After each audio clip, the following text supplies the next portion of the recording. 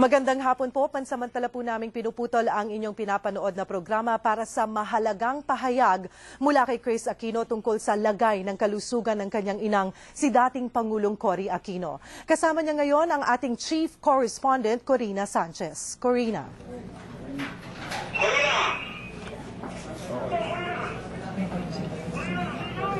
Okay po. Alright. Tayo ngayon sa kinaroroonan ng ilan sa mga miyembro ng pamilya ni former President Corazon Aquino. Si Ms. Chris Aquino ay naririto, ang kanyang anak. Gayon din si Senador Benigno Noynoy Aquino para maghatid sa atin ang medyo malungkot pong balita tungkol sa kondisyon ng kanilang ina. Meron silang inihandang statement o pananalita mula sa kanilang pamilya at narito ngayon si Chris Aquino para sa maikling anunsyo ng kondisyon ng kanilang inang si former President Cory Aquino. Chris?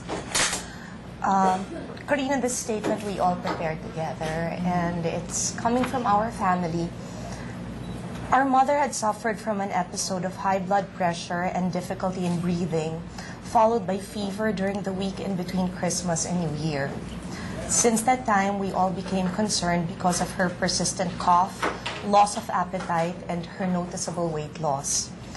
Our mom wanted to know what was wrong with her, and with her family by her side, she submitted herself to a checkup and several tests.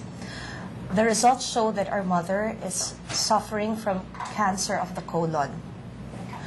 Our mother has always believed in being upfront. Over and above everything else, she's a woman who has lived her entire life entrusting everything to the Lord, and she has always been a woman of great faith. Ang pamilya po namin ay kagaya lamang ng sa inyo. Mahal na mahal po namin ang nanay namin at handa po kaming magbigay ng suporta, lakas at pagkalinga sa oras ng kanyang matinding pagsubok. Alam din po namin na ang buhay ng aming pamilya ay bahagi na ng kasaysayan ng ating bayan. Desisyon po ng nanay namin na mag-release kami ng statement para po maunawaan ng lahat ang kanyang kasalukuyang kalagayan. Nakikiusap po kami, sana maintindihan ninyo na kailangan po ng aming ina, kagaya ng lahat ng pasyenteng nagpapagaling, ng panahon po ng katahimikan. It's a very difficult time for our family, most especially for our mother. We respectfully ask that she be accorded her privacy. Our mom remains a believer in the power of prayer. We ask you for your compassion. Manatiling nakatutok sa ABS-CBN para sa iba pang nagbabagang balita.